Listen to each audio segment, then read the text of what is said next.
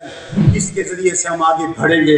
وقت سمٹ گیا، تصور طریقت ہمارے ہاں ہر کی ہے۔ اقبال نے کہا تھا کہ میں اس تصوف کا قائل ہوں جو ہر کی ہے۔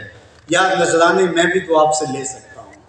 آپ کو ٹھگو شاہ اور مگو شاہ کو اور گوگے شاہ کو نذرانے دیتے ہیں، تو کیا میں مانگوں گا تو آپ مجھے نہیں دیں گے؟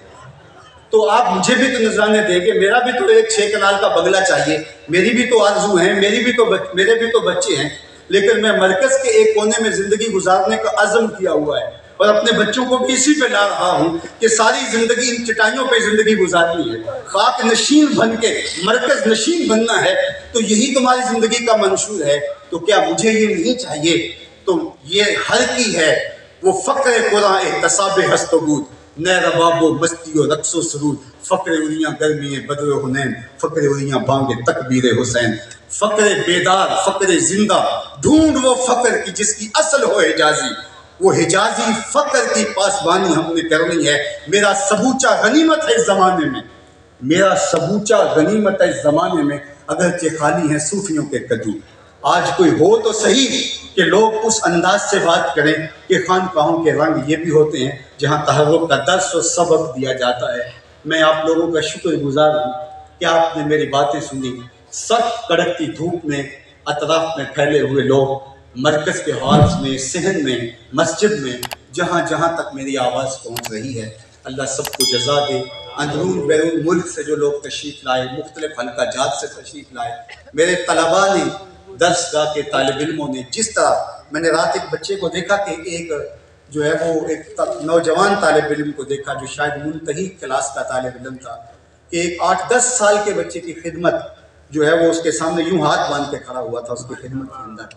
تو میرا دل دعائیں دیتا ہے اللہ آپ کو امت کا اثاثہ بنائے، آپ کو حضور کی امت کے لیے منتخب کرے۔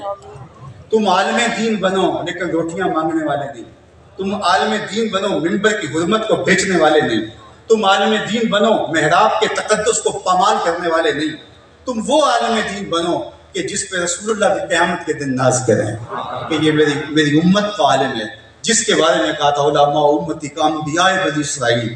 اللہ آپ کو اس درجے پہ لے جائے اور وہ مقام آپ کو عطا فرمائے۔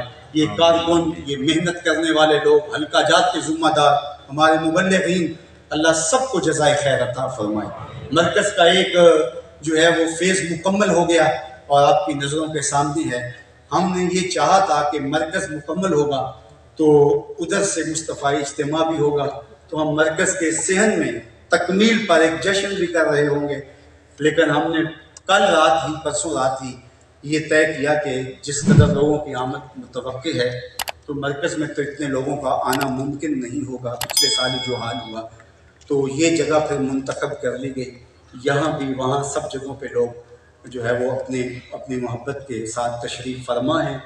جن لوگوں نے اس مرکز کی تعمیر میں ایک پائی بھی دی، آپ سارے لوگوں کی آمین کے ساتھ دعا ہے اللہ ان کی قبول فرمائے۔ تو اس مرکز کو اسلام کی نشأت و نہضت کا ضامن بنائے۔ اور اب مرکز کا جو دوسرا فیز ہے جو ایک عالمی معیار کے مطابق ہاسٹل بن رہا ہے، 50 کروڑ کی لاگت سے یہ ہال تعمیر کے مراحل سے گزر کے تکمیل کی منزل تک پہنچے گا۔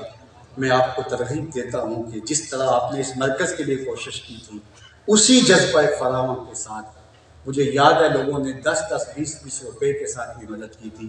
یہ 2 سالوں کے اندر ہم نے یہ مرحلہ مکمل کرنا ہے، تو اپنے اوپر واجب کر لیں کہ اس 2 سالوں کے اندر ہم اپنی آمدنی کا کچھ حصہ، 10واں حصہ، 5واں حصہ، 100واں حصہ، جتنا بھی حصہ آپ مختص کرنا چاہتے ہیں وہ کر دیں، اور از خود آپ یہاں مرکز کے جو اکاؤنٹ آفس میں پہنچائیں یا جو ذمہ دار ہیں ان تک پہنچائیں تاکہ ہم بر وقت اس کی تکمیل کر سکیں۔ اور ملک کے طول و عرض کے اندر جو المصطفیٰ اسلامک سینٹرز بن رہے ہیں تو ان کے ساتھ اپنا تعاون، اپنی محبت جاری رکھیں۔